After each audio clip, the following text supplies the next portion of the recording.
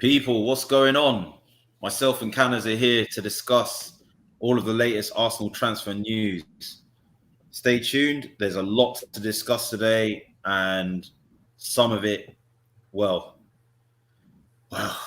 just see for yourself, guys.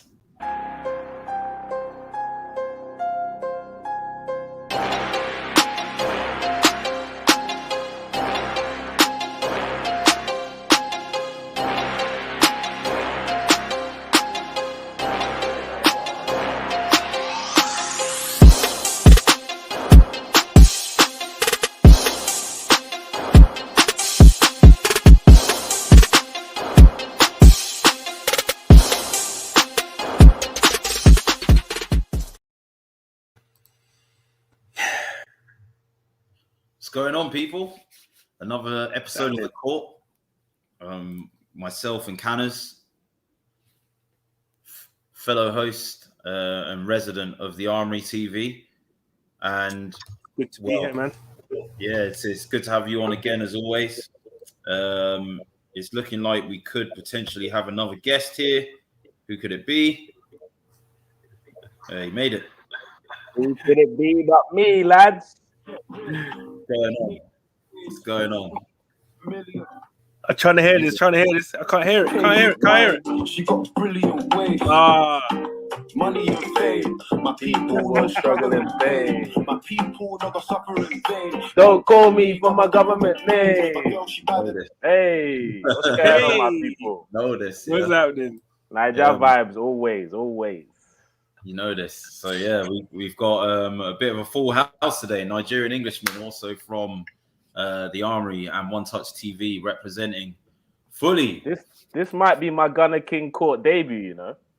I think it could be. It is. I think it is, mate. Thanks for having me, guys. No, it's all good. It's all good.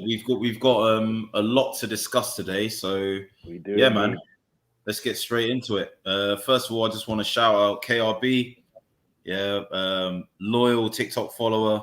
He's a Spurs fan, but he's all right. He's all right. There's a few decent ones here and there. Yeah, he's one of the good ones. And football things, another one, Chelsea fan. But you know, what can I say?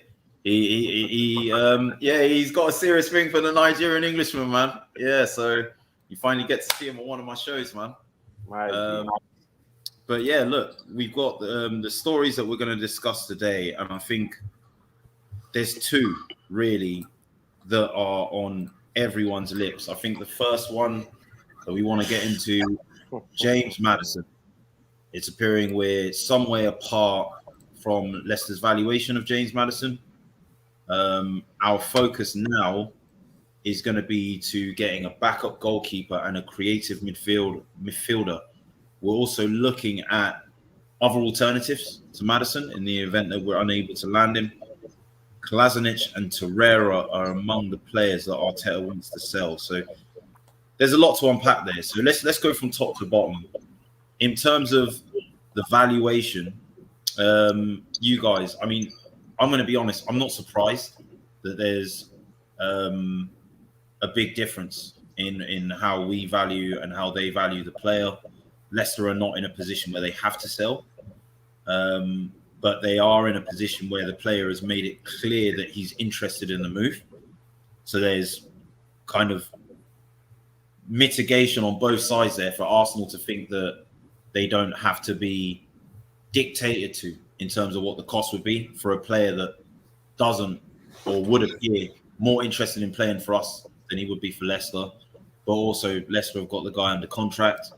And won't sell him for cheap. So look, I just feel that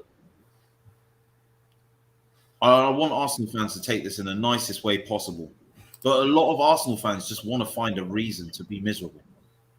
Like this is a buying market. Like you're buying a top player, a top quality player, and you're paying a lot of money. You know, like this isn't no small amount of money. It's normal. Like you are going to go through these rigors of negotiation that are going to be far greater for a deal of this size, for a player of this magnitude, coming from an established club like Leicester who don't need to sell the player. You know, a lot of people are just harping on about why hasn't this been done already? Why isn't it just pay what they want and stuff? Listen, you get fooled in the market, yeah, and then it happens again. Every time someone names a price, people are expecting that Arsenal can be bullied into thinking that's the price. And I don't like the idea of us being bullied in the market. You know, and I hear that, but on that particular thing, I'm with you 90% of what you said, but there's one bit that's getting to me, right? Is the fact that I know we don't want to be bullied in the market. I know we need to come and show that we still have weight here and there. Do you get me? But the thing is, like, why are we waiting until 5 days before the window and we've not put a serious bid in for my guy? Like, a bid. Like all the I've been heard reported potential player plus cash and all that. I've not heard an official bid being made for the guy. That's what's getting to me. And another thing is that we had at least 60 million to spend on a Maddison for the sheer fact that we bought Ben White for 50 in it. So we could have tried to do that business earlier if we really cared about the lack of creativity we have in our squad. My issues, I don't agree with the whole 70 million. I'm not willing to go as high as 70 million cash. Don't get me wrong. But I would have expected we would have put it in 50 or 60 plus a play or something. Just to dip your toes in the water, right? Just to test them. Yeah, show us you're really about this life. You get me? Well, the thing is, my understanding is we did that last week. So, like, unofficially proposed. When did we do that, King? Last week. Exactly. That's well, so let me get to that bit by bit. So first of all, we offered cash plus players that Leicester have previously shown interest in, and the negotiations or the sounding out of Maddison, his representatives, and Leicester happened weeks ago. Like when the Euros was still on, AFC Bell broke this story much at the beginning of the window. And as I said, you know, you don't just walk up to a club and be like, we want to buy one of your best players that's worth this much money. How much? When you're Arsenal, you do, bro. No. When look, what you're removing from here, yeah. I'm not talking about the stature, yeah. I'm talking about the deal size, yeah. I'm talking about the player. I'm talking about all of the moving parts. Yeah, I'm talking about the formalities that you go through. You know, like you don't just walk up to the club and be like, "We're going to pay the price." You have to inquire. You know, then you're kind of negotiating between you to kind of agree a fee. The official bid part happens when you've actually agreed on those parameters. So when you've agreed what the terms are, you know, we agree that we're going to pay this much, but then it's not just the fee itself; it's the structure of the fee. So, you know, here's my thing, right? Here's my thing. Here, X there, Y there. We're going to put this player in, etc., etc. Then Leicester are like, no, you're not. You're not going to do that. You're not going to do that. You're going to pay more here, more there, more there. You're not going to include a player, and it's that kind of tit for tatting. Yeah? The official bid part comes when you've crossed all the I's through the T's with that part. You're both in agreeing of what the official bid should look like to get the transfer done. So I think there is a lot of illiteracy involved, like in like transfers and like how they can actually work, and especially when they're this big, right? When you're adding this many zeros on the end, of your first number, like that takes some serious negotiating. Oh my GunnerKing, you did talk politics here. You did talk politics, bro. It's like all this one. You look at it this way, right? Gunner, look at it this way, right? So like, if City, Man U go in for a player, the club tell them the price, and they decide we're all in or we're all out. Simple as. With Arsenal, it's like put like test the waters a little bit, loads of links, throw a player in, like. So, obviously, in my head, this is what's happened, right?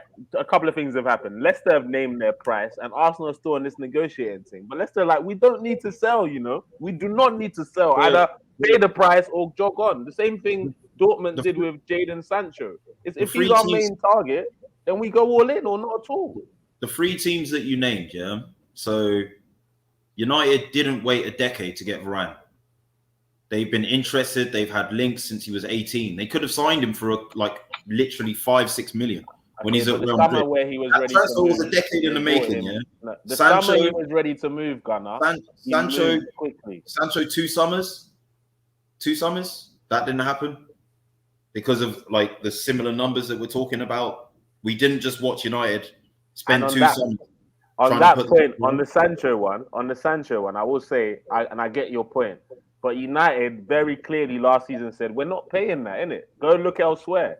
We're still dilly-dallying 5 days towards the start of the season, not knowing whether we're gonna we either go all in and pay the money and go elsewhere. Go and buy an Awar. Stop teasing us with this Maddison thing, making us believe we can sign him. Just lock that off because they're asking for too much, and buy a while or a next guy. Like, I'm done with this waiting. Like, coming into Brentford and we only have Smith Rowe as our creative midfielder. That's depressing for me, bro. I don't. Listen, the way I see it is that if you check the last big transfers that have come out of the Premiership from Premiership teams, they've come from Leicester. You had what's his name, Maguire. And then you had Mahrez. You had Maguire, and then you had Chilwell. Yeah. Right. Listen, it's going to happen. And at the moment, Arsenal know that, look, Leicester have spent a little bit on a few players. But they obviously Leicester want to try and hold out as much as they can for Maddison. But at the same time, we've got to negotiate. We can't, as you say, be held to ransom. It's going to happen. My view, it's going to happen. Leicester every year sell one player for a big amount of money. I think what will happen is if they want 70 million, it'll probably settle around 60 million plus some add-ons or whatever. And I think that they do drive a hard bargain. But I think we'll get. This is my issue with how we're doing it is, and if we do end up getting him eventually, and we end up spending the 65 or whatever for him, right? If we wait till the last day of the transfer window, we would have had to have played City, Chelsea, and so before the window closes, no? Well, so my thing is, you got to ask yourself the question: who was round the negotiating table when we got 72 million for Pepe? How much did Lille actually want?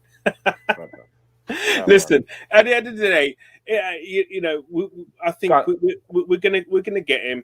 But I think it would probably be more around. I think they're asking for around 60 million. That's the numbers I've been seeing.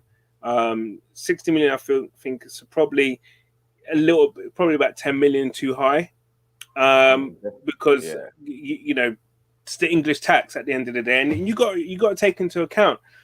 We've got our new law or contract guy who's come in, and he's come from the Premier League. He knows something that's going on with the whole English player quota. I reckon, man. I reckon he knows what's going on. Listen, we're buying a lot. We're ahead of the game, Abby. Listen, we're buying a lot of young players, and we're buying a lot of it, and we're looking at a lot of English players. And there's something in that. To get someone like Ben White and to spend so much money on him, that's a big statement. Do you reckon buying Ben White so early kind of ruined our summer? No, Hear me out. No. I reckon. Now, this is why I'm asking is because in my head, for the players that we're kind of linked with and the fees that I'm hearing thrown at us, we've got money, but we don't want anyone to know how much money we've got, isn't it? So That's true. That would be the only explanation for not. But you know what? Seeing Ben White play just tells me that we actually need him badly. Yeah, to be honest, he was my brightest spark of yesterday because he looked very confident on the ball, Ben White, and he didn't look phased of the occasion. I know it was his first North London derby, but in a friendly Tottenham fans, by the way. But yeah, I think he did well. But yeah, back to the matter. Listen, I think he looks solid. He's got that kind of, when Koscielny was at his best, where he can nick the ball from you. Do you know what I'm saying? Listen, and he can play a pass, and he can come out with the ball. I believe seeing him now, and with him and Gabriel, if them two can be in tandem, it just actually reiterates for me that we actually really did need a big, solid, and decent right-footed centre half. Sorry, but Holding and who else did we have on that right side? Weren't cutting it. Louise. Yeah. Listen, weren't good enough. And the thing is, we've plugged that gap now. Ben better learn how to speak Portuguese, boy. But now it's time. We definitely need a cam badly. And the thing is, I don't want to hear this talk about Odegaard or whatever. He's good, but not as good as Maddison. What's clear as well, Nigerian, with that in mind, we clearly have a hierarchy of targets. Like we've kept Odegaard warm. We know we can just go into that situation at any moment. He's available, right? Like we've got, like a succession of attacking midfield targets, a succession of central midfield ones, right back ones, goalkeeper ones, So it's just a case of why are we chastising our club for shooting a little high and not just accepting any guy that we can have, actually going for the best and working our way backwards. I get that, but my sense of that. Everyone, when we bid for Locatelli, everyone's like, "Why are we bidding for him? He's never going to come to us." However, that's stalled. That Juve transfer stalled. There you go. So what option does that leave him? Stay where he is, earning pittance. Come to another European club, one of the only ones that seems interested or can afford him based on this current climate. Make some coin. Just got married. I mean, it's as good a time as any to want to make coin in your life. Do you know what I mean? Like, so this is the thing. Like, I get like. My thing is the timing. I like the targets. But it's the timing. I think that we are going too much back. We are going too much back on. Oh well, remember this window when this happened, and this is what Arsenal always do. And it's like, what else can we go by? When of us will come out of the trap here and sign 3 players, bam, just like that. Yet we focus on the other similarities that we're seeing in this window to previous bad windows, but then I can't remember the last time Arsenal would sign 3 players at this stage in the transfer window. I think. I think like, he only costs 8 million. He's only a squad player. He's not going to impact our first team. It's not going to help you in the long term. It's a squad game. You need a good squad, right? And then we've got Ben White, who's actually gone in the first team. I just. Nah. King, it's the timing of all this stuff. If we done 3 and 2 of them were big signings, if we'd already got our number 10, nobody would be complaining. It's not even that we're not going in for big players. It's because that is the one that we really needed to work on first. If we broke down our season and our biggest problem area, it's that attacking, creating enough chances, the movement, the spaces. So we need a guy that can work with that. And it would have been nice to work with that guy in pre-season. It would have been nice. Do you get me? So he can at least hit the ground running from the start. Now we might even start throwing in excuses like, oh, he needs time to gel into the team and all that stuff. Like, us Arsenal fans are good at giving guys excuses. Oh, no, he needs time. All this stuff. So I don't want that, man. That's what I'm scared of now. 5 days to go. If we don't I want a player that can be in the squad this weekend. That's what I want this week. That ain't happening this weekend anyway. This transfer ain't happening this week. Things might accelerate depending on Friday's result. The problem is it's that double-edged sword. If we bang 5 goals, everyone's going to be saying, we don't need Maddison. We got blah, blah, blah, and all that. You know what Arsenal fans are like. Yeah. You know what I'm saying? So, look, especially if Smith Rowe scores as well. But like, you see, we already have the guy we need. Yeah. Well, this is the thing. I think, I think a lot of people are eager for us to do business. And some of the vibes I'm getting is that they're not eager, or they're less eager if it's the right business, if it's carefully considered, if it's measured. You know, if you've assessed the player, like the risk involved. You know, like especially with what we're spending. You know, like. But there is no risk with Maddison. There's no risk with Maddison. He's young. There's a risk with any player. There's a risk with any player.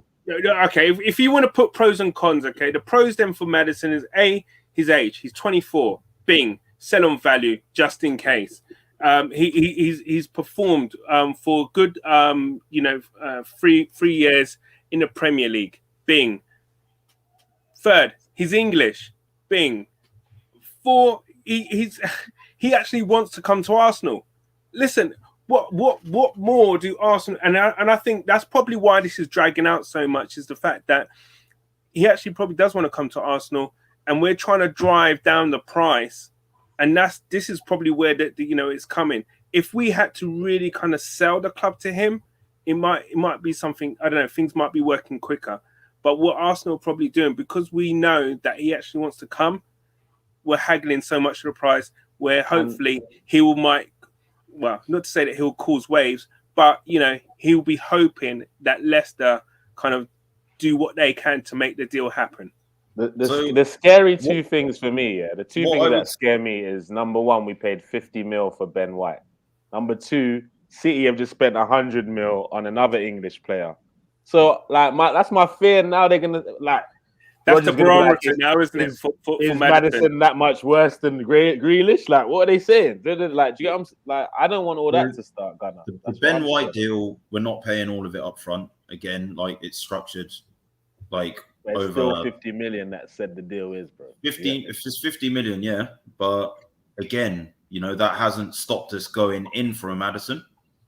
So if buying the 50 million had stopped, I'm talking about it might have inflated the price of Maddison. If it's affected the price, or I don't know really. I mean, because can't you see Leicester having more reason to be more stubborn now, because City got 100 mil for a guy that I think of the last 3 seasons, I think Maddison's had more seasons in the Premiership. His numbers are pretty similar-ish to Grealish. Not obviously Grealish is better probably creatively, but he's got. I'm not saying they should be thinking like that, but as in it's happened. You saw what happened when Neymar's transfer came in. Football prices went crazy. So I'm scared, Gun. I'm not gonna lie. To be honest, to attribute that to just the transfers in this window. I mean, if we're talking attacking midfielders, you'd have to go back to Ronaldo. No, but this when he first left United. Grealish has just happened. Yeah, but look, just happened. And he's English as well. So what you're saying is we should have done it first to avoid that.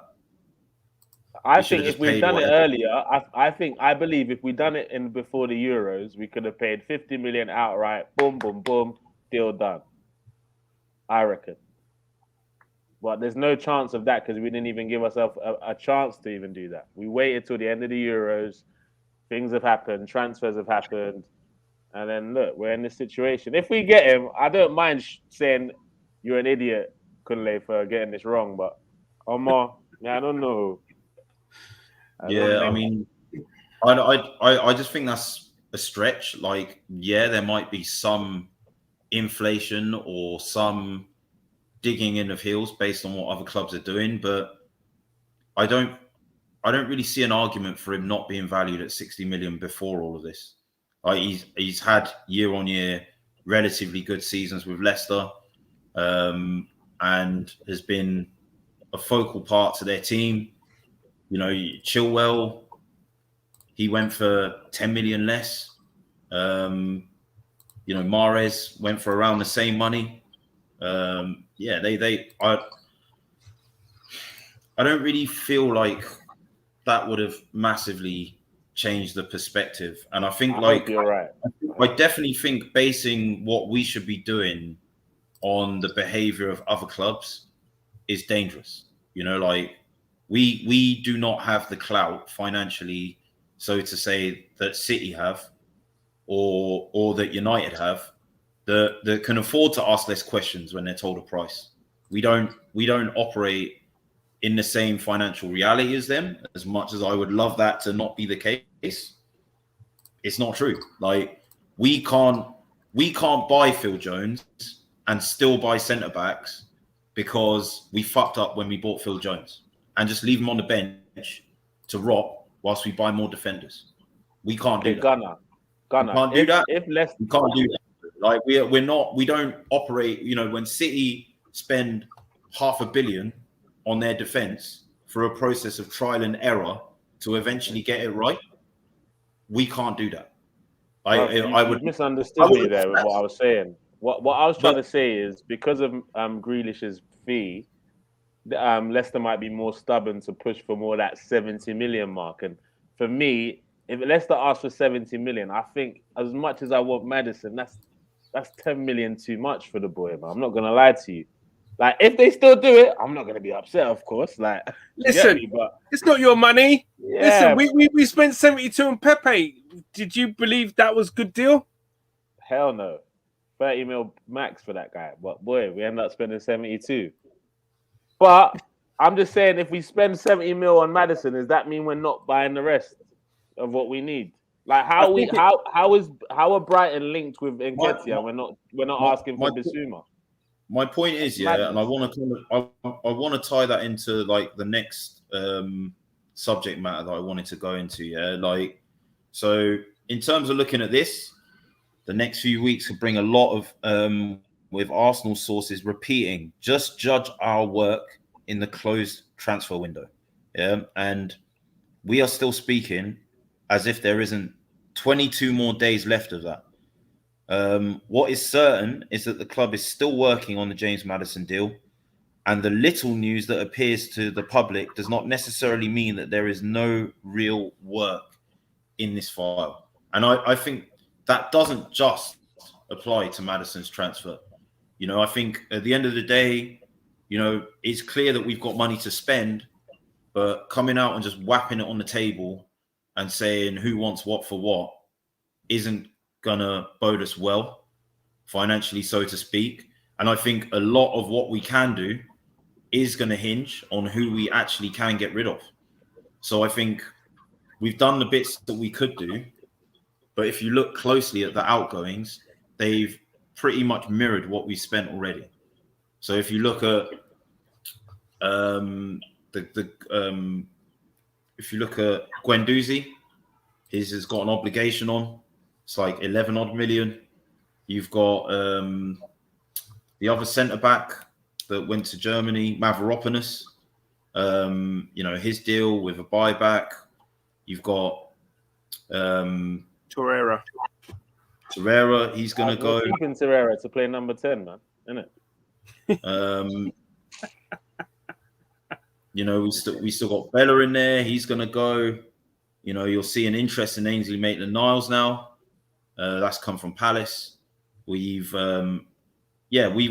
moving on players, and I think, you know, what Arsenal might be a bit prudent of is how much that can impact who they can go for in terms of like what they recoup. Maybe like spending too little on one target when they did actually manage to sell X, Y, and Z, which meant they could have spent a bit more in that area. You know, so I think the whole issue was the wage bill in the first place. It's no good making space on the wage bill just to put people on it without getting more people off it that you intended to get off it. That don't make no sense. You've just undone the problem to recreate the problem again. Do you see what I mean? Nothing that's going on at Arsenal that makes sense to me right now. I'm not going to lie to you, bro. Nothing that actually makes sense to me. Just like, even the things we're doing, like, we're doing stuff, like, don't get me wrong, the Ben White thing, I love it. But for what we need, this is what I would have done. And everyone on this stream is going to say, Nigerian Englishman, yeah, I'm mad. But this is what I would have done. Rather than 50 million on Ben White, I would have spent 60 million getting myself Lewis Dunk and Bissouma at the same time. Boom. That's what I would have done. And the reason I'm saying Lewis Dunk over Ben White is because we need leadership. Leadership. Come on, And man. Canners, you can drop your head as much as you want, but so would you rather have got Ben White and no extra CM or Lewis Dunk and Basuma? Can I just Lewis say that Dunk can't play. Can I just say as well, Well, last season, Brighton repeatedly turned down bids in excess of 40 million from West Ham for Lewis Dunk. So your 40 valuation million for Dunk. I'd love to Yeah. see that. I'd never I heard know that happened last season, not this season. So he's played I'd another have- season. I'd He's have got to more see that. experience than he did last season, and last season they turned down 40 million. So And this he's older season, as when well he's got now. more experience, they're going to accept He's 60 older million. and there's another for year on his Basuma contract, bro. It doesn't and work Lewis that Dunk, right? straightforward as that kind of. There's another year on his contract and he's older, so it doesn't quite work as like that kind of. But I hear where you're coming from. If you're late, if you have 1 year left on your contract and you're older, you're going to be less than you were the year before, bro. He doesn't have a year left on his contract. I don't know. How long does he have on his contract? If anyone wants to buy Lewis Dunk right now, it's not going to be for 40 million. It's You not. reckon they're not even being charged 40 million? I don't think, mate. Personally, during COVID for a 29-year-old, 40 million. Who is proven in the Premier League for a lot longer than Ben White. 40 million for a 29-year-old. It's not happening. And who is also coming from an English club. So we just suddenly forgot that English tax is a thing, right? Not for a 29-year-old, mate. What? It is, man. The English tax is there whether you like it or not. It adds on another 5 to 10 million per player. Thank you, KRB. Yeah, listen. He's not a bad player, but I don't know in what world you think we would get Basuma and Lewis Dunk for 60 million. Like, that's not this world. That's a fact. Like, Basuma's valued at 40 million. Agreed. And Lewis Dunk was valued at 40 million. Well, no. I'd have to do the comments. Let us know about this Lewis Dunk information. Put it in the comment section. Let us know the stats. There's one thing you touched on, King, right? And it really, it really pisses me off, right? It really does piss me off, okay? Do we, as fans, care about when the transfer window closes? Or do we care about when the actual league starts? Which one do you care about most? For me, it's the window closing. Look, I mean, results. How can you tell me that the window closing bears anything to us getting 3 points on the board? All right, so I'll answer that question, right? Maddison, just one thing, right? Maddison, right, didn't go to the Euros. This deal could have been done from May, or they could have started talking in May. Right now, I just think because now they didn't get Odegaard or whatever, and they put all their eggs into Odegaard, now they've moved on to Maddison. To be honest, it's probably a better. But listen, I don't care about the 31st of August. What I care about is the 13th of August. All right. And at this moment in time, seeing what I saw yesterday, can you hand on heart or even head, either of you two, say that we're going to get 3 points on Friday? So to answer your question, right, the first one, before I can answer the second one, right? The first one, do I care about the 31st or when the first game is? In the grand scheme of things, there are 3 matches before the window closes. 2 of them are against last year's league champions and last year's European champions. One of them is against a newly promoted team, right? Now, we know that over the course of a whole season, we're going to have to play the rest of the teams in the league. And what we do before the 31st and not before next Friday in the transfer market is going to be what helps us in the outcome for getting as high on that league table as possible. These 3 games aren't going to define our season. I see that They're angle. not I hate the angle, but I see it, bro. It's a reality. You know what I'm saying? Look, I would love nothing more than for us to buy some world-class players and pipe City and pipe Chelsea, in the process of getting 9 points before the window closes, But let me tell you right now, you're happy then to be 9 points off, maybe top 4 or the league leaders before we start actually, making some inroads into getting some points on the table. You're happy with that? What I'm happy with, is what business we do before the window closes. And I'm happy with. I actually want to know what day, business we're going to do before the 13th of August.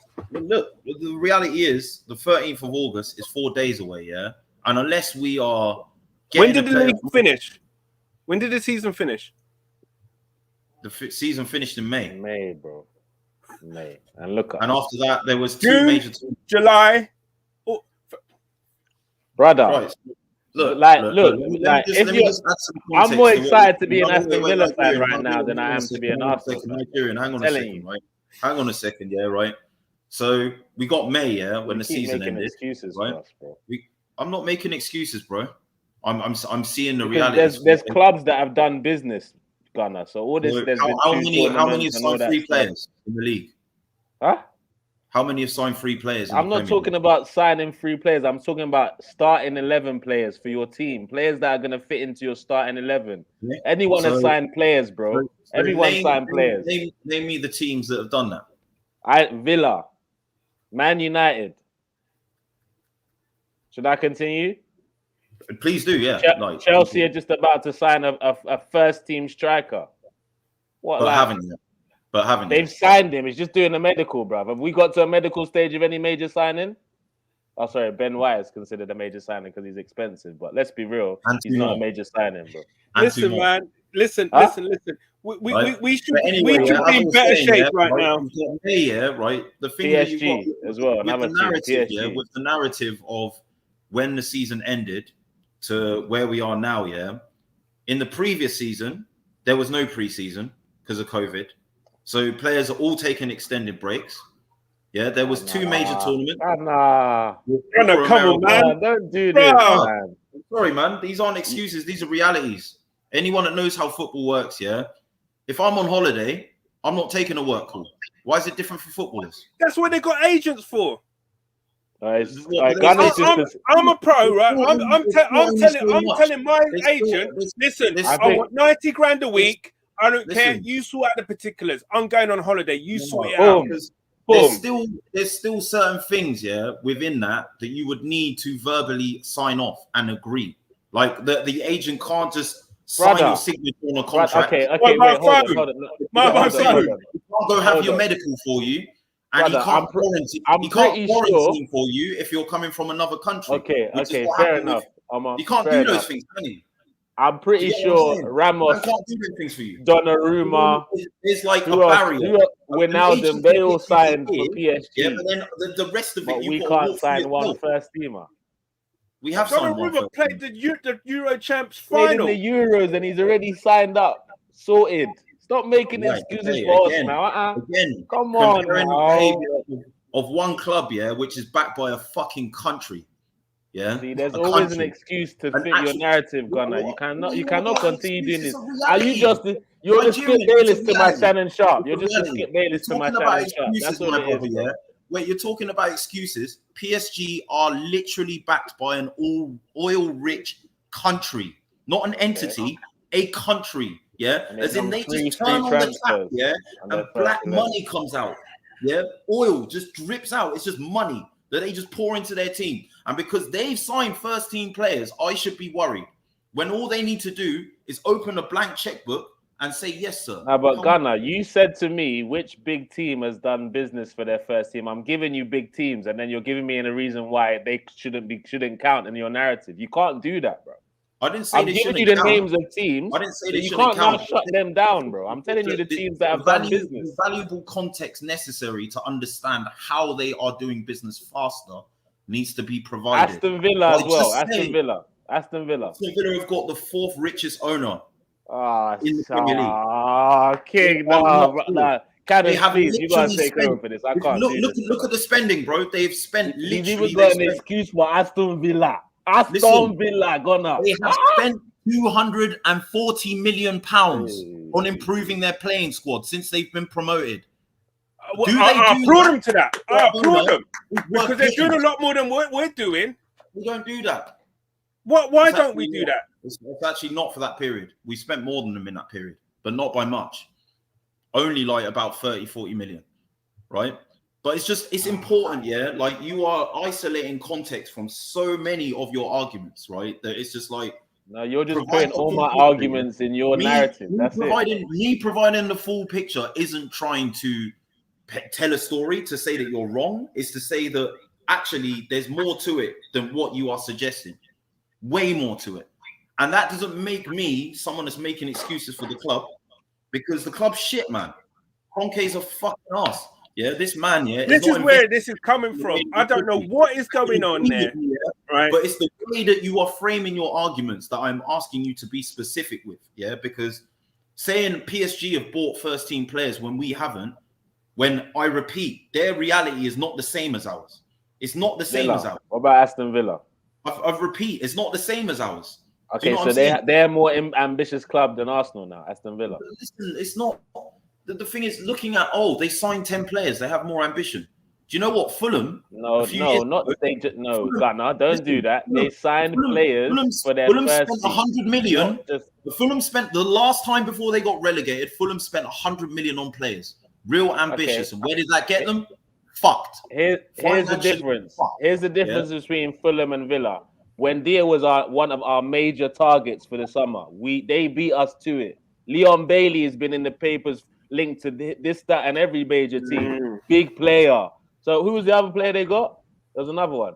Bailey and Danny Ings. He's banging in 20-odd goals a season. These are Twin as well on loan. These are first 11 players, Gunner. So don't do that, bro. They're better quality than our Lokonga, even though he's going to be a great player in the future. Lokonga, our left back, like they're better quality in terms of standard further along in their career than our players that we've signed. I'm not saying I don't like our signings, but I'm saying like do something to get the crowd, the fans excited. Listen, they know the signing that will get us excited and bring the fan base together. They know, and it would have been smart to rally the troops after the year. But it's about getting them right, and it's not about right now. It's not about. But for we've had since May to get it right. That's my problem, though, King, man. It's not like the season's just finished, and I'll be like, okay, you know what? Let's wait a couple of months. We've had time to get this transfer right. We've had time, and the thing is, right now, it's like you saw the game yesterday. We're in no better shape than we was. No, I did not see an improvement. I'm being honest. I didn't see an improvement. I'm trying to. And the thing is, as well, with the guy that literally tweeted after we lost our first preseason game to Hibs, that in 2003 and 4 we didn't win a single preseason game. It's like the energy's changing a little here, brother. I'm just like, yeah, because you know what. We lost to Spurs yesterday. We lost to Spurs yesterday. We lost to Chelsea the week before. That was painful. I never like to lose to rivals. I never will like to losing to rivals. I've corrected loads of my own Arsenal friends that have been like, it's only a friendly. There are no such thing as friendlies between Tottenham and Chelsea. Yeah, let me just make that clear. Yeah, let me be very clear on that. Yeah, 100%. Right? But let me also be clear. Yeah, that seeing the problems that we have now, and seeing what we need to do to change that, and seeing the club trying to change that, like we're not sat here linked to no players. We're not sat here having not inquired and making bids, player plus cash for Maddison, not going in for Lautaro Martinez when we're seeing that actually up front we might have a problem. Yeah, we've gone in for Ben White. Yeah? We've still kept Neves warm. We've still kept Basuma warm, right? So there is still going to be more transfers that we do between now and the end of the window. That's a fact. What is your percentage? This is the last question I'm going to ask you, Gunner. This is the last question I'm going to ask you. There is still going to be transfers that other clubs are going to do now, between now and the end of the window. Now, what is usual is that we leave everything, all of the business to be done until the end, which we haven't done this season, yeah? Which we haven't done this season, yeah? A number of our signings we have made early, and the reason that we're bemoaning them is because we think Lokonga and Tavares are just squad players, which on the surface they are. We don't think they are. But Lokonga has then demonstrated in pre-season, even in the games we have lost, that he can have a bigger impact than a lot of us think he is going to have. Okay, but my issue about that, King, is he shouldn't have had to. That's my issue, King. He shouldn't have had to. Yeah, I don't and mind look, I don't mind that he showed that, but he shouldn't have had to. And as fans, we're gonna say that as fans because we've got nothing else to get excited about. Of course, we're gonna say, "Oh, Lokonga's gonna break through. He showed signs and this that." Of course we are, because we've got nothing else to fucking talk about. Why won't we talk about that, bro? I'm gonna ask you one last question before I leave. My question is: you're talking about we're linked with Neves, Martinez, all these things. When is there one window that Arsenal are not linked with any Tom, Dick, and Harry, bro? It doesn't mean we're gonna do nothing. It does not mean nothing. I don't care until I'm hearing official bids. I'm seeing you see the yellow bar on Sky Sport News. I'm seeing them headlines there. I don't believe none of the rumors, bro. Until the board show us we're not a joke, we're a joke. I'm Arteta out until the first game of the season. Then I'm Arteta in until the last game of the season.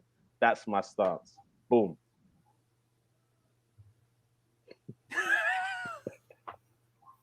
cool. Listen, the way I see it is that look, my thing is that listen, pre-season it's all about fitness. I know all that, all right, and at the same time, the thing that's starting to actually frustrate me is the speed in which that they're actually trying to get stuff done. If I felt confident that they would get things done, I would be that bit more calm. But seeing that yesterday, and then the news coming out with what they're trying to do with the with the potential purchase, it is a little frustrating. And I think we need to ensure that we get our business done. And I just want us to learn from our mistakes, get things done early, get our transfers in early, get them integrated with the squad within pre-season, so we don't have the whole Thomas Partey situation we had last year, where look, I know Maddison, if we do get him, he has been playing, so it's not like he's not fit or whatever. But I just want to, I just would love a transfer window, a summer transfer window where things are done in so much, time, where the players can be integrated with the squad, and we can have a pre-season with the new transfers in place, and we can, start the actual season with the players that we intend to finish the season with. That's my issue right now, and I'm just a bit nervous that this is going to play on. And I want us to have a strong start of the season. That's what I want. I don't want us to be struggling, to be playing catch up. That's what happened last year, and look what happened. We was only 6 points off fourth, 2 games, and we're talking about us potentially saying, do you know what? Okay, let's throw 9 points. 6 points we was off fourth. That was it. Yeah, but I mean, look, I'm not talking about being happy to throw points. I'm just saying, if getting the right man means we got to wait until the 31st of August, I'm going to wait, dude. Sometimes if you think we go to Chelsea, we go to City, we lose, and I'm going to cry over spilt milk because on the 31st we get Maddison and a Martinez or someone like that, I'm sorry, I'm just not going to do that, bro. Like, my thing with him, well, why didn't we get him before? That'd be my question. Short-termism, do you know what I mean? I'm going to look further ahead and be like, well, he's here now. You should ask yourself the question: if you've got him on the 31st of August, why couldn't you've got him on the 12th of August or the 1st of August? What was the difference? Why wait? Yeah, and look, this is what I'm saying about the reality we're in. Obviously the wage bill's no joke. I heard it was like 240 million M's a year. Look, we're trying to get that down. It's ridiculously high. It's not just a case of getting rid of players. It's a case of getting players off the bill and making sure cumulatively it stays down, not having our situation taken advantage of by people that are buying our players, by agents trying to negotiate the salary, other associated benefits involved with players. And that's just, it's a massive undertaking. I think a lot of us I want us to have done business by now. I agree with you. I wish we could have done more. brought in terms of bringing players in that impact the first team squad. But I can tell you, this kind of undertaking, like this number of players in and out, I can't really link back to until the early Wenger era in his first year, when there was 5 or 6 incomings, some outgoings, so many moving pieces, 2 international tournaments that affect, well, Martinez, Maddison, if he had been picked for England, okay, he wasn't, so maybe that gives you some mitigation. But you've got to remember, again, this player is represented by an agent who, for all we know, and probably does, have a bunch of people on his payroll that are at the tournaments that he's having to run around and chase for. Do you know what I mean? Like there's so many variables that affect like this window. Yeah. No, I get all that. I do get, and I understand what you're saying, but there is the time where I'm pretty sure the agent, due to the size of the transfer fee, he will prioritize regardless. But no, I understand. I do understand what you're saying. I do understand that. It's just tough to take, really. It's just that, just one transfer window where we, get things kind of done quick. I don't think we are, because if you go through season after season, summer window after summer window, where things are done in a reactive state, then it becomes a bit kind of like a Groundhog Day. So I just feel that we've got to try and be that little bit proactive. If they are trying to do that and nothing's happening, then fair dues. Sometimes I don't know. Are we able to get some more transparency from the club? Look, that's a lot. That would help. That's a lot of things fans from other clubs aren't getting. And look, I'm just going to spoiler alert it right now. We are going to have one of those frenetic ends to the window. We're going to be one of a number of clubs that are going to be running things right until the end of the window. I wanted to do a section today, but I'm going to take it up on Thursday about Inter Milan and Barcelona. Barcelona apparently need to raise 144 million euros through way of player sales and wage bill reductions to be able to register the 4 players that they've just bought. So you don't think that there is a bunch of vultures, swooping around Barcelona, waiting right until the end? Because if you make that bid now and they've still got time, that bid's got an extra 0 on the end. Can I just say one thing, actually? Whereas if you wait until the end, with financially strapped clubs, which Inter Milan and Barcelona are at the moment, if you wait until the end, when it's actually dawning on them that if they don't do something now, they are not going to be able to register players, or they are going to enter the season with some serious financial troubles, that's when you approach those clubs. That's what any savvy businessman does. No, I get that. You wait until that need is heightened, where it's like basically at its most sensitive, when they are at their most weakest, and it is literally going to be, you watch, all the big clubs are going to slam Barcelona. They're going to slam Real Madrid. They're going to slam Inter.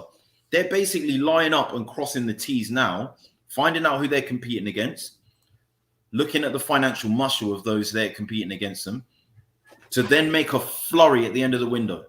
And that's not just Arsenal. I promise you that. That's lots of other big clubs are going to be doing this.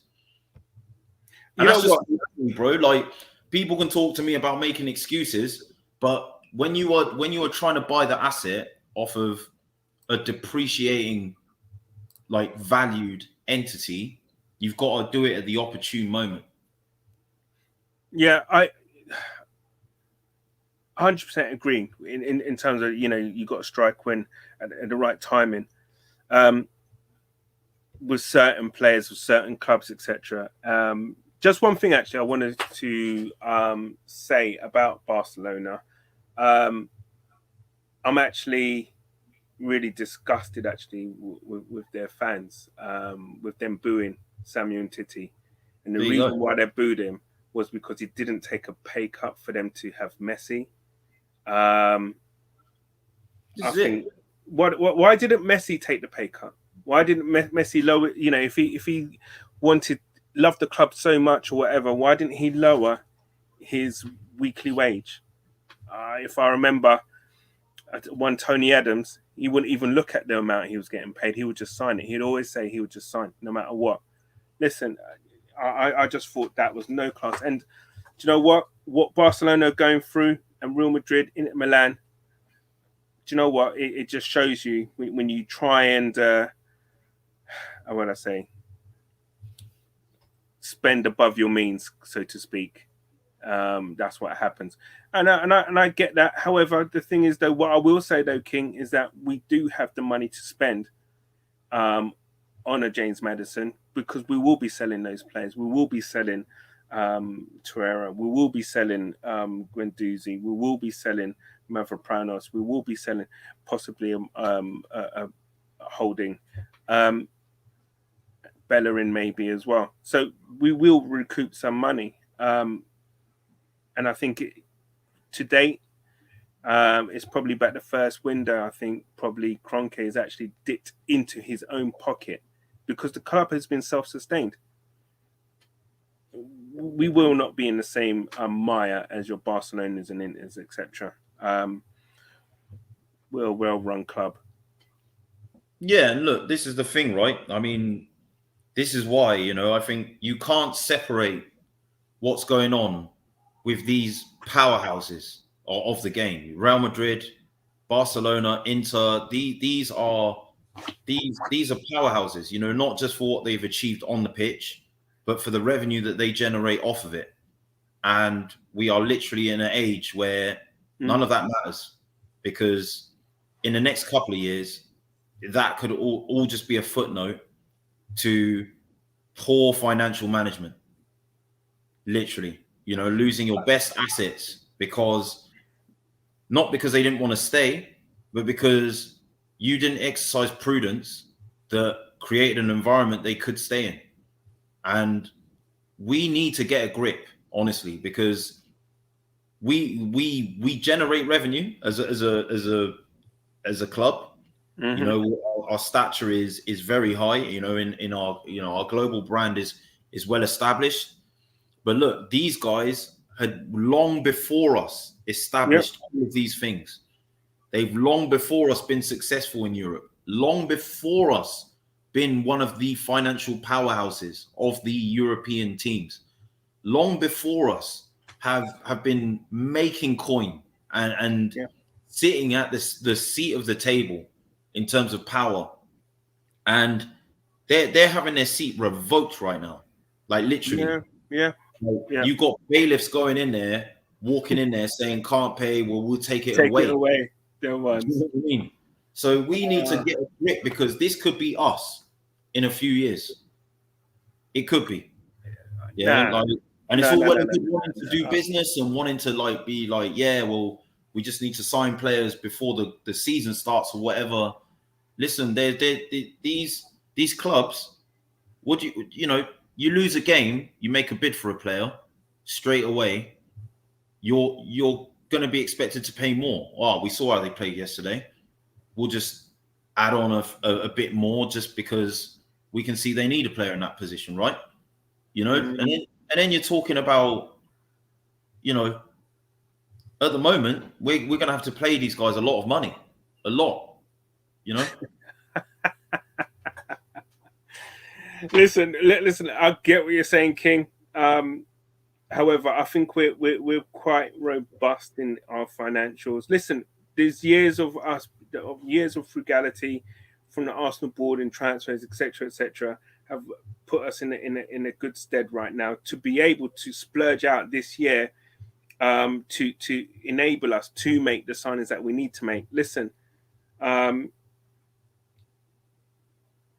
going to just touch on another point that really frustrates me, right? And it encapsulates what I'm talking about in this club. Edu on holiday, right? I'm not sure whether or not he's on a working holiday or whatever, but isn't he supposed to be involved in the transfers? Or is it a case of he's given a list of transfers to the I don't know what's his name. I forgot our transfer guy, but Richard Garlick. Has he? And for him to go and make the bids or whatever, because right now, my man should not be on holiday. Not now, not 5 days, 4 days, or whatever it is before the season starts, and when we're struggling to trying to get a squad together, he should be at London Colney or wherever his office is, working and trying to get things done. But my man's holiday out, loving it up, living it up. My understanding is that now, like all of the negotiations in terms of fees, contracts, with third-party intermediaries or any intermediary representing players and clubs, like that's all Richard now. Like that's all under Garlick's jurisdiction. You know what Edu's doing is working with the scouting team to identify the people. And working with the scouts. The only thing then I can deduce then is that he's on holiday because everything's handled. That's my only deduction from that. So we actually should really just be calm. I think, yeah. I mean, Edu's obviously the footballing man, right? He played football. He was on the pitch. He obviously, that's the expertise he's been brought in for. The financial part, and I think this is what has hampered our business in previous windows, where you've had him trying to do all this stuff. He doesn't know the first thing about contract law or dealing with agents or you know, negotiations or, you know, like you know, between business parties and third parties and all of that stuff, because that's not you know, I'm sure he could have learned some of that along the way outside of the game. Well, I hope he's I hope this Richard Garlick guy is actually earning his corn. Levy and Edu are two different people. Levy's the chairman. He's the owner of the club. Well, the chairman of the club. He's not the owner. I know that. But he's the chairman, right? And Edu's just a technical director. Listen, man, I just hope. I got a headache just even like thinking about what these guys are doing. And yeah, I'm starting to kind of. I thought, to be honest, I thought things would have been kind of at an advanced stage a week ago, where this week we'll be talking about certain medicals, etc. If we're a week behind or 2 weeks behind, yeah, I don't know, man. It's as I said, we're 6 points behind Chelsea in fourth place. Start off bad, that could come back to bite us in the butt come end of the season. And I just don't want us. I want us to be, you know, to learn from our mistakes and be in the best place possible from the get-go, so we hit that ground running. I definitely agree, you know, like, and I want to see that as well. And yeah, look, there's definitely a part of me that thinks, could we be doing deals faster?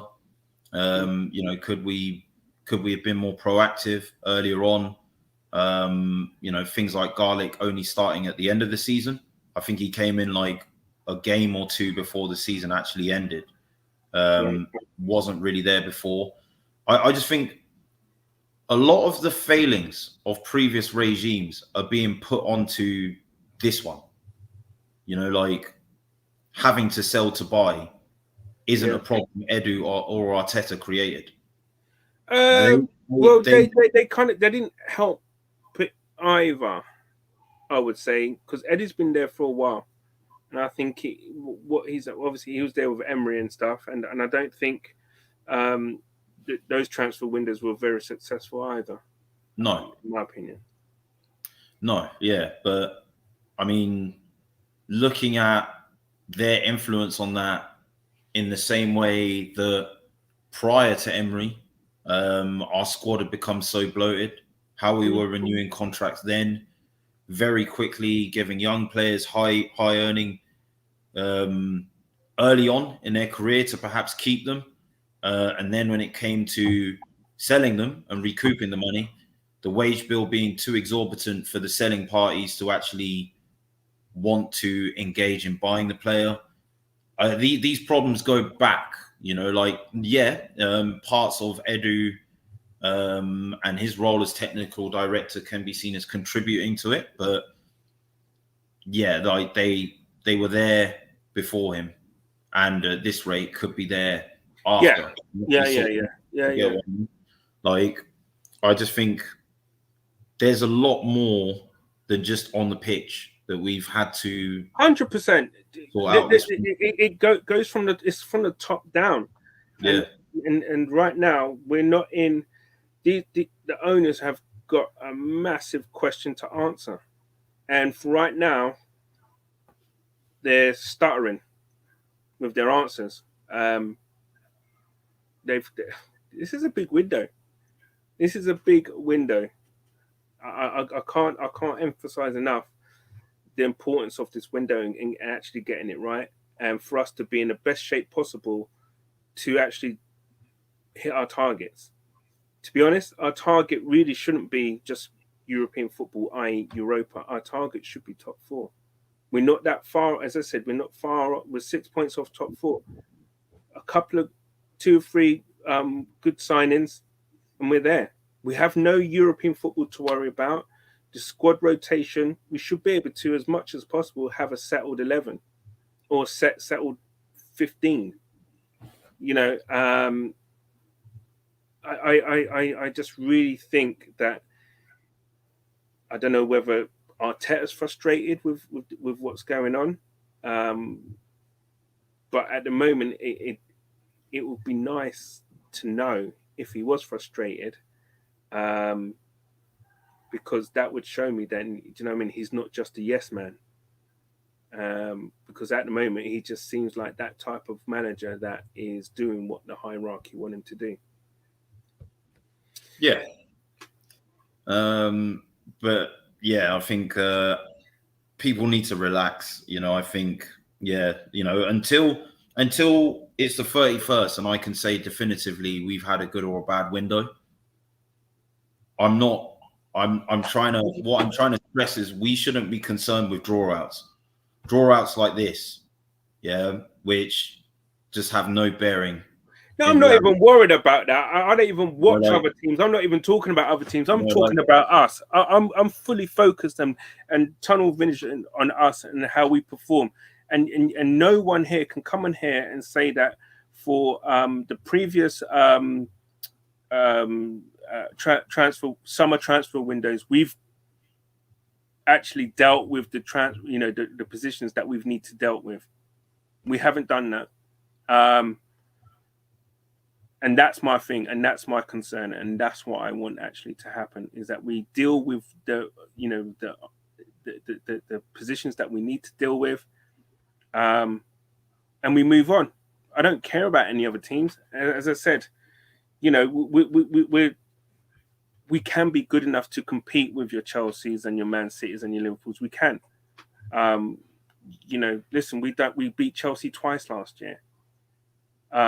So do you know what I'm saying? So it's like we can be competitive, but Arteta needs that help in terms of having the players that he needs at his disposal. And if he's not getting that help, then there's a problem, big problem. Yeah, and look, the Kroenkes are notoriously difficult to deal with. We know what it is with them. I think him and Edu are doing everything possible to get them to engage and to realize the severity of the situation, what we face happening if we don't make the right additions. I think the penny really is with those guys, the owners. Trying to move their pace, which is difficult. But guys, look, for today, we're going to call it a day. I think we've slightly gone over the time that we would like to. It's just passionate, man. And I just think, you know what, when you actually look into it, there's so many layers that we're peeling here with this club. And it's not just actually as easy as, I guess, as it looks on paper, as just putting the money down, getting the player in. It comes from the top, and it's just the shit is filtering down. And it's just... yeah, man, it's toxic waste, man. The the external factors, there are so many unique ones to this transfer window. Yeah, because relatively, if pre-season hadn't been impacted so much last season, like players can delay breaks, they can shorten breaks, they can be less inclined to take a break altogether. Some players do that, and then they'll stay and they'll want to train because they'll be like, you know what? That's been done throughout history as well. Players have done that this season as well. But yeah, obviously that makes it a lot harder when you've been burnt out into the ground as a result of not having that preseason, dealt with all lockdown, no crowds. You know, end of the season comes, you might have missed out on going to a major tournament, or you might have gone through. Either way, there's going to be some mental and physical stuff to deal with in that. You know, if you didn't get through mentally, you're a bit dejected, you're a bit jaded, you want to have a bit of time away from everything, you know, involving the sport.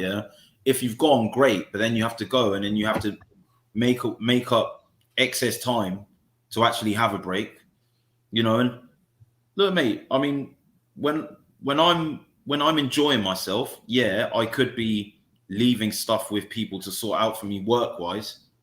I'm not going to I'm not going to be like wanting to, you know, being on a beach in the Bahamas, filtering through emails, making phone calls. All right, but okay, let me spin it to you this way, right? You work for a corporate company, okay? You're earning 50 grand a year, right? Then all of a sudden you get headhunted by this other corporate company that offer you 75 grand a year. Are you not going to take that call, even though you're on holiday? Yeah, I mean, look, obviously, you know what I'm saying? I don't get. Listen, you're a professional. I'm a professional. These players are professional footballers. Jimmy, they wanna earn as much money as they can in their short career, and B, they want to go to a club, or you know, that is traditionally higher in prestige. And so for someone to like Maddison, I don't care what you say and whatever pundits or whatever want to say about Arsenal and Leicester at the moment, yes, on the pitch, Leicester are probably marginally better than us. However, as a club, you go to listen, man, I'm not even going to bother saying it, but the fact of the matter is, right, I don't care if I'm on holiday and someone says, you know what, I can up your pay by 40%, right? I want to take that call. I want to listen. I at least want to listen to what they have, even though I don't care if I'm on the beach. You're going to want to take that call and hear whatever's got to say. And you want to listen to particulars. So listen, I'll let you into a quick one, right? A few years ago, I was in Brazil watching the World Cup, okay? And I met up with an agent, had a great chat with him. And I don't know if you remember, years ago, we was supposed to be after Phil Jagielka, right? When he was at Everton, he was doing bits. And I actually asked him, because he was Jagielka's agent. I said, was we ever in for him? And would he have come? He says, Arsenal never made a bid. Would he have gone? Of course. Arsenal are a huge club. It doesn't matter, man. It's like if a player wants to go, right, and the bid's on the table, it will happen. So we have to ask ourselves, all this talk that's going on about Maddison or whatever, how much of it is true? Have we actually made a bid, or is it just a lot of kind of hearsay or whatever? Are we negotiating with them? I believe we are. I believe we are. And the way that Arsenal do things is that we can't do things hush. So I don't know. Let's see what happens. I believe it will happen, but they are haggling over the price. Yeah, it is what it is, you know. And I think we will see, man. And like what I'm doing is.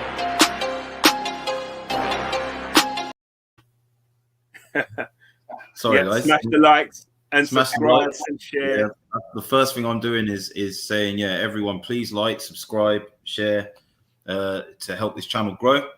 And the second thing that I wanted to say and just wrap up on is I'm waiting until the end of the window to judge this window. You know, like I'm not going to lose my shit now when there is 22 more days left of the window. If the window closed and we've done the business we've done now, I'm not going to be happy. And I'm confident that we will do more business, you know, like. Yeah, I hear what you're saying. I'm not losing my shit, but I'm concerned. That's me right now. I'm just concerned. Yeah, like I'm concerned, but I've seen how it, like, the whole market's been affected. Like, even the biggest clubs in England that do have money, a lot of their transfers have been slow. A lot of them, like Varane, hasn't officially been announced yet. They're still talking about when they're going to do that. I've seen him training. Yeah, but there's been no official announcement of any kind. Yeah. Do you get what I mean? Like, so, it was the same with Sancho. Obviously, Konate, Liverpool went into the window. That had been done, and you're thinking, like, right, they're going to, like, go and do a bit more now. I mean, some of their fans, they're worried at the moment. And they're Liverpool. Like, City, I just removed from the equation because they can literally just pull out 100 million from their pocket just for the sake of it. Like, just because they can. And they're less inclined to negotiate because they can't be bothered. That's literally their approach. Same with PSG. So when we're saying, oh yeah, but PSG and City have done bits, it's like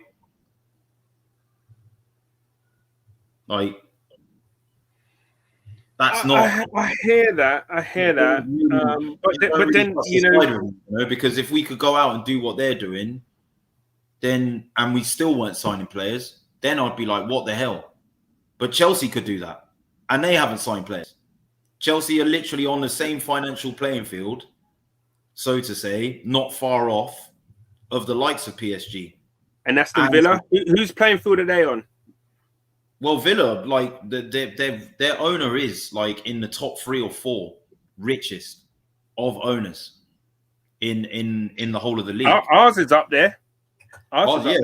Yeah, exactly. So I'm just saying, financially, Villa are on a very high playing field. Like, so my question to that then is that then, is it a case of they've got a better backroom staff team behind them? They've got a lot of things, right? So they've just sold an asset worth 100 million. But they had bought players before that. Yeah, but look.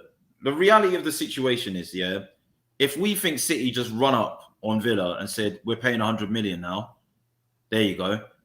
Doesn't it all make sense to you? How quickly the and all the other ones, they knew something all of us didn't, which is that Grealish had already decided he was going to leave. Which has then accelerated how they're doing business. Why? Because on top of them having that owner that will back them, which has done, to the tune of nearly 240 million in the last 2 years, they've now got a cash windfall of 100 million that they can spend. And their highest earner off of the wage bill, so then they can put people back on it again. Like, I get what you're saying. Like, they're a smaller club, but how are they doing things so quickly? Like, sometimes, when you're part of something smaller, like, say, a startup, compared to a large multinational company, you can make decisions quicker. Like, there's less things to do. There's less red tape, less decision makers, less stakeholders. We know this is how, like, the world of business works. Like, true. They've done good business, and and I'm not trying to discredit that for a second, but the reality is they're in a position to do the business they're doing. Like, we're not in that position. Our wage bill is like, it is so fucked. It's bloated. Like, when you're hearing that people like Kolasinac are sat on our wage bill earning over 100 grand a week, for what? You know what I mean? Like, Xhaka's on over that now. He's got a pay rise because we couldn't sell him. Like, Bellerin, the same thing. Like, these guys are on money. They're on money. Like, if you look at cumulatively at what a player 2 or 3 years into their career is on at Arsenal compared to other clubs, it's insane. It's ridiculous. No, I get that. But as I said, that's something what those guys upstairs need to sort out, and they need to get it all done correctly and do it right. Hopefully they get it sorted and they get it all sorted out, because I tell you what, this is there's going to be, if this is it, there's going to be problems at the Emirates. It won't be it, man. If it is it, that'll be it. That'll be the noise that there'll be. I don't know what will be going off at the Emirates, but boy, there'll be war. Seriously, because I think it's at this point now where enough is enough. Yeah, and rightly so, man. Rightly so. But look, yeah, we'll keep it moving. Guys, thanks for tuning in. I could potentially have a very special guest on Thursday as well for the court. So stay tuned for that. In talks about that as well. And there should be updates on other shows that I'm going to be featuring on as well.